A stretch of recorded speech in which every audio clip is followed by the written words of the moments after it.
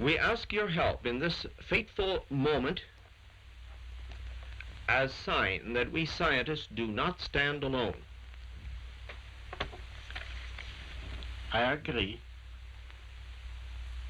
We passed the 6-minute mark in our countdown for Apollo 11. The flight to land of the first men on the moon. We're on time at the present. And I put in it one living cell. Over time, you will come closer together, ultimately bumping into each other at the North Pole. So journey with me to the sun.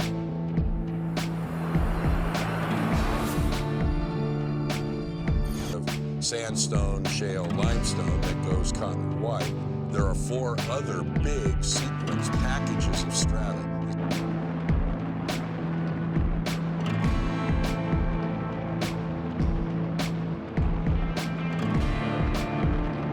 Let us go faster.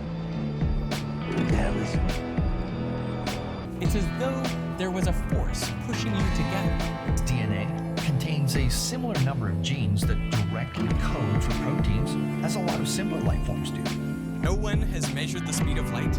That's ridiculous. World and other continents in that general style. Faster. Faster. The real reason for you coming together was that you were both on straight paths, geodesics, on a curved surface. What is time?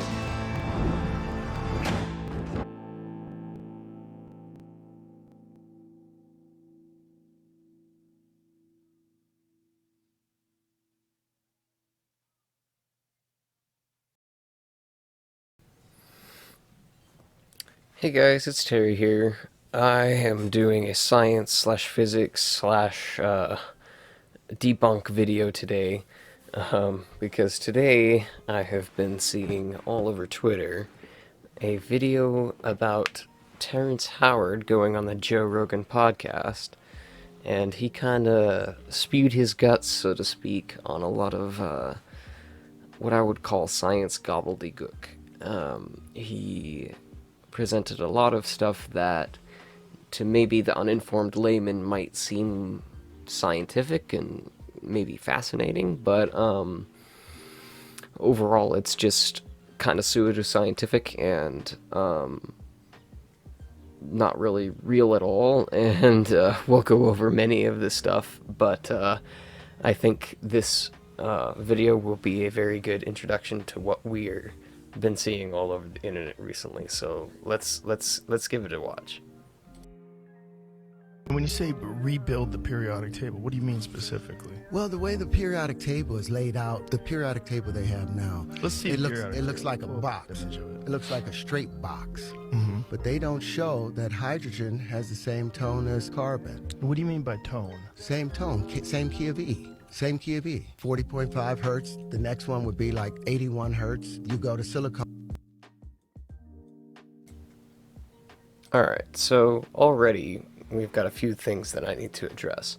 So first of all, the reason why the periodic table is a box, so to speak, is for utility and to describe the different characteristics and properties of the elements that we see. There really isn't any other way to put it. It's arranged via the atomic mass, and it's most convenient for, on a square sheet of paper, for it to be kind of a square. So there's not really any sort of weird conspiracy there. The whole thing about tones, he's talking about tones, and I think he completely misunderstands what's going on here, because even Joe Rogan was kind of like, what do you mean by tones? Well, if you take a look at this chart here from Russell, not Kurt Russell, what's his name? Walter Russell, the man that made the periodic table that Terrence Howard is referencing, we can see that along the edges here are these definitions. First gravitational tone, second gravitational tone, third gravitational tone, sexual tone, third radiational tone, second radiational tone. And currently we don't really recognize these as real things. I'm not sure what it's referring to.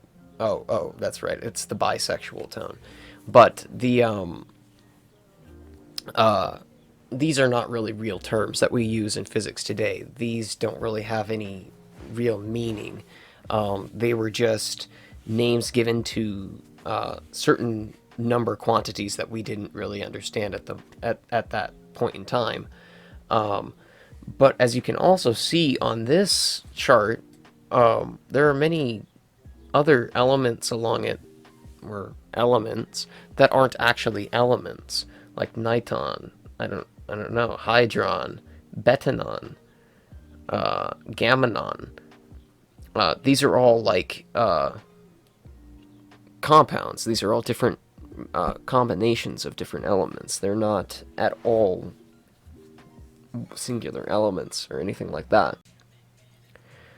Hey guys, Future Terry here. I just wanted to clear up a little bit of an inaccuracy that I just said.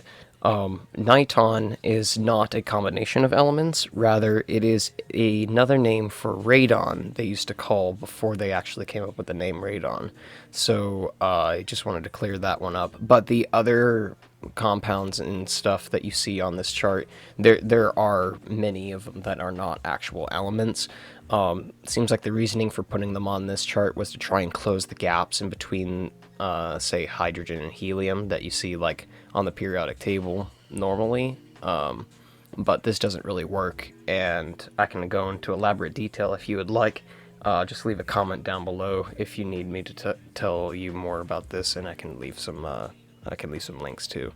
Alright, let's get back to the video. And this is just not descriptive of reality at all, and that's why we abandoned it a long time ago in favor of this type of periodic table.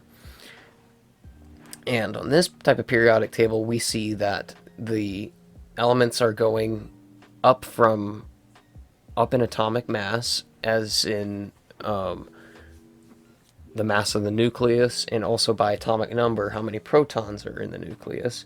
And by arranging it in this manner, we can actually predict properties of elements. We can predict, when we didn't know all of the elements, we predicted the existence of other elements based on this information here. And so the idea that this is somehow like incorrect compared to this, that's just laughable. And here we can see carbonogen, ethylogen, bebagen. These are also not elements. I'm not sure about these ones, what these ones are, but I know carbonogen is, it's kind of like CO2, I believe. It's not really at all an element. I'd have no idea what alphanon and betanon are. They're definitely not elements. And so overall, this is just an inaccurate chart that he's using here. And I think he's completely misinterpreting a lot of the data that's on it. For one, you'll see that he describes certain elements as being the same substance because they are of the same octave.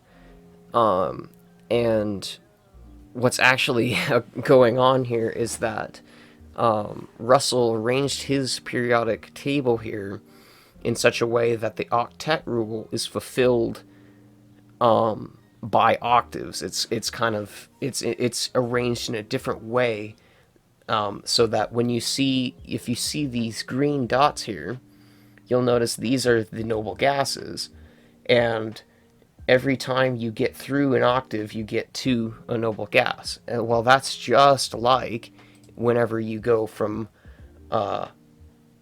here to here, or from here to here. Basically from, like, if we look at from helium to neon, and right in the middle is carbon. And so it's basically just this written in some sort of esoteric way with a bunch of useless information on it that is outdated, unscientific, and disproven in many ways. So I think you'll find a lot more of that as we go on in this video, but I digress. Let's keep going. It will double up and will be 162 hertz. You'll go to cobalt and it'll be 324 hertz. It's take the angles of incidence or the tones that they create, you know, their color. Like you can turn color back into sound based upon, it's the same wavelength, it's just twice as long. Yeah, so there again, he says, oh, we can go from this frequency to this frequency to this frequency. No, the octave and the octet rule has nothing to do with actual sound or frequencies or anything like that. It is simply just a rule about fulfilling that octet rule that you learn in chemistry class. So this just kind of shows a fundamental lack of understanding of basic physics and chemistry principles. Let's continue. Or much longer. So all you have to do is keep dividing light by 2. You keep dividing light by 2, and you'll ultimately get back to the audible sound of it, because there was a relationship between light and color, sound and tone, matter and shape. Alright, now I think that one is definitely some sort of misconception. I don't know where that idea comes from, that you can turn like color into sound. Like, first of all, color isn't really a real thing. Color is something that we invented.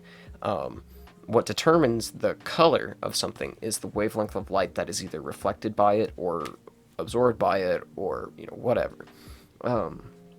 And so the wavelength of light is a wave. Yes, you're right. And sound, it's also a wave. Yes, you're right. But the corresponding waves of equal frequencies and things like that between the two mediums have no relation whatsoever. It's not like if you shine a specific wavelength of light through this medium, you start producing sound through the medium, or vice versa. That's just not how it works. And so I think that's just, again, another fundamental misunderstanding of some of these basic principles behind what's going on here. So we'll keep going. Walter Russell's periodic table that he put together. Now you compare that to Mendeleev's periodic table, and you'll see something completely different. It's unwinding. Whoa. And you see there's a relationship that hydrogen... So you had figured this out at a young age? I had already seen this. This was all inside of that palace. I had... Okay, let's go back a little bit to that full diagram there, because they show the full thing. Look at that.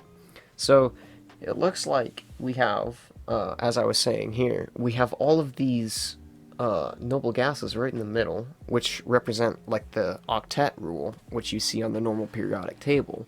It's just divvied up in a different way on this table.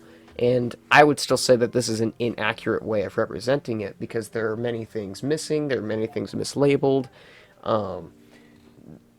It's just overall not quite complete. There is some accurate stuff about it, like the fact that it does go by ascending atomic number for the most part. It also seems to take into account the number of electrons in the valence shell, or number of electrons in shells anyway.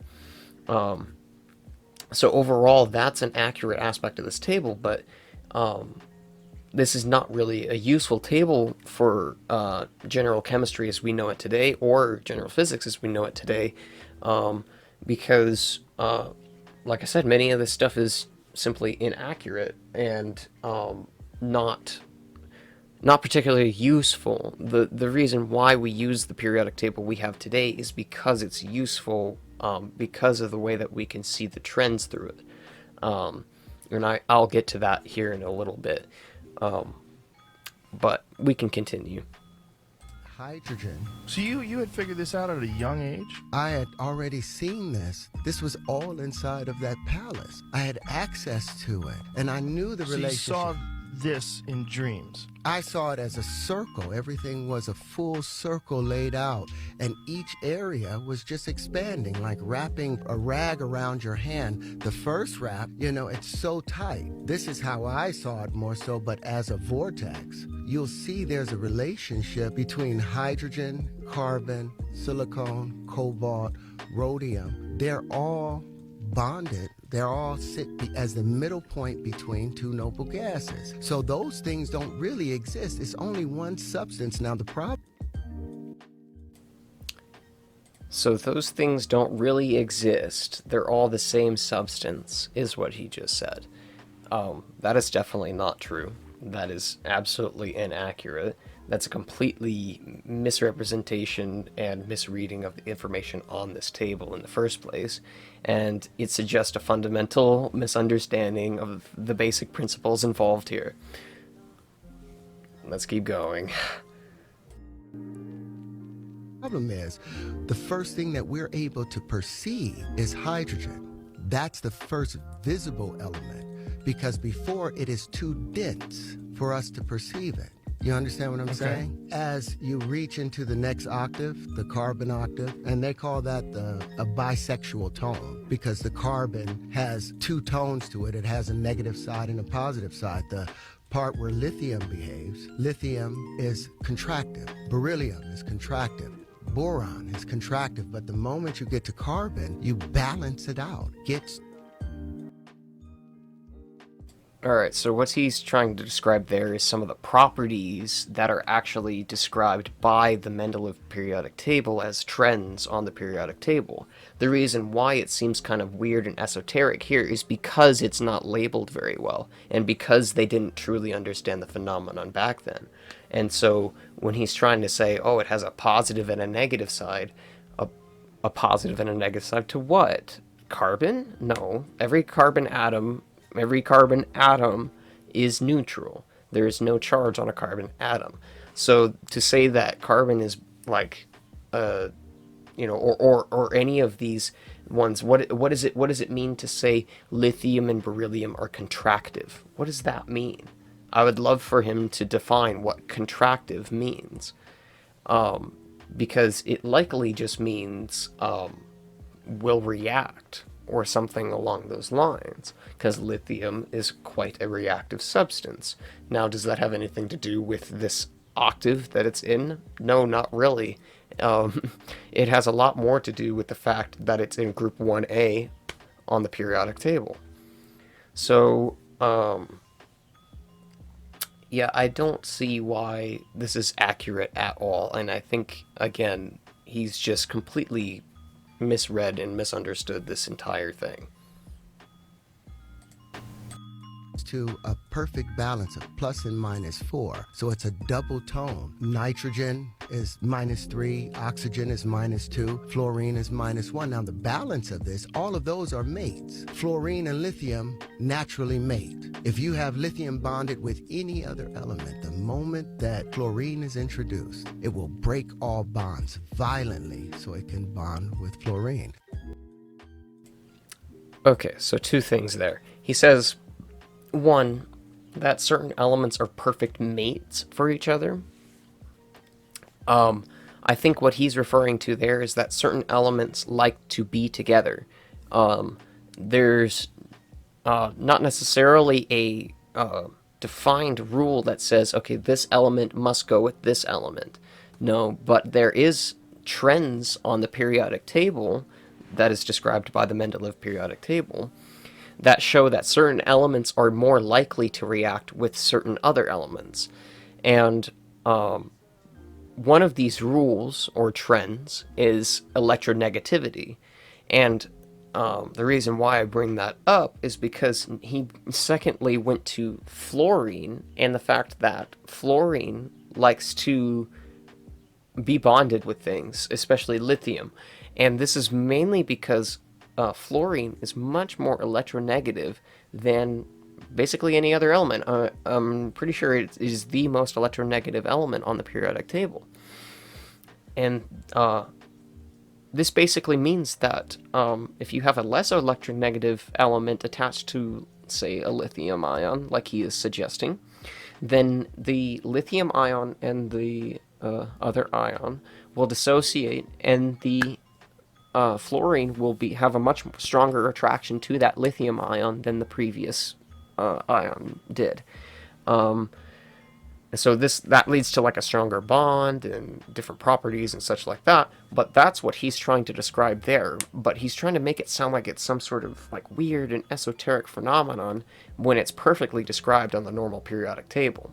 This is yet again suggesting that this periodic table just doesn't really work that well if there are these many properties and stuff that seem weird and esoteric and out of the blue and unexpected.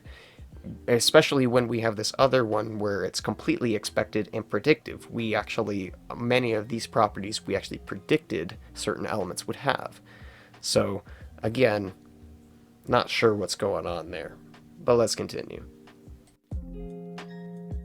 Same thing with beryllium and oxygen. That's why it said, and what they've tried to keep from us. If you want to break water into its component parts of hydrogen and oxygen, all you have to do is introduce beryllium or the sound of beryllium. And oxygen will violently break away from any other thing, even hydrogen, to bond with that beryllium.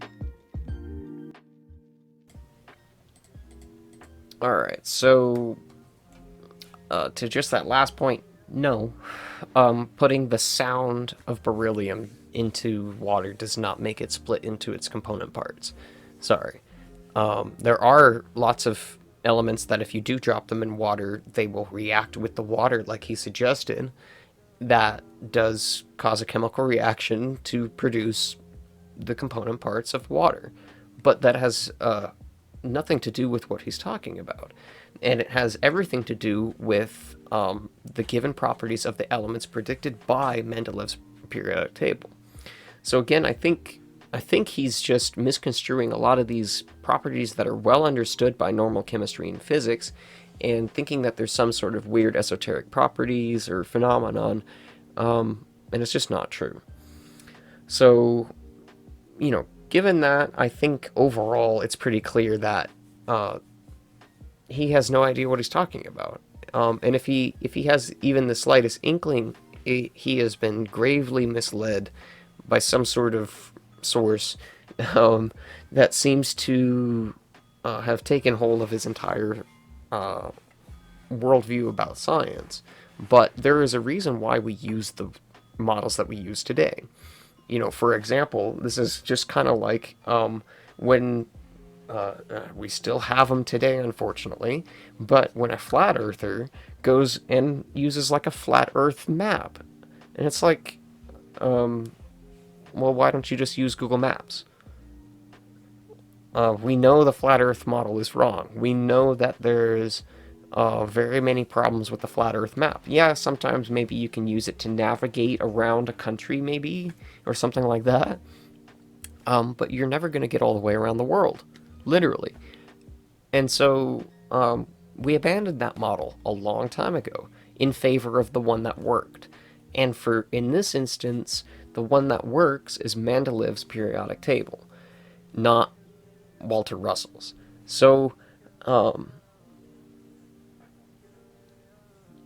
think that pretty much sums it up. If you guys have any questions or anything like that regarding this stuff, or physics, chemistry in general, just let me know in the comments. I'm going to put this on both YouTube and Twitter, so respond there and give it a thumbs up if you like it. Let me know your thoughts on if I need to go more in depth on some of these topics, or if I need to cover a lot more of the podcast. But if you'll trust my word on it, it's a lot more of this. It's a lot more of just kind of word salad nonsense that he's putting together a bunch of scientific sounding words that don't mean anything together, and it doesn't really mean anything. So with that, I will see you all in the next video, and that does it for the first episode of Science Time with Terry.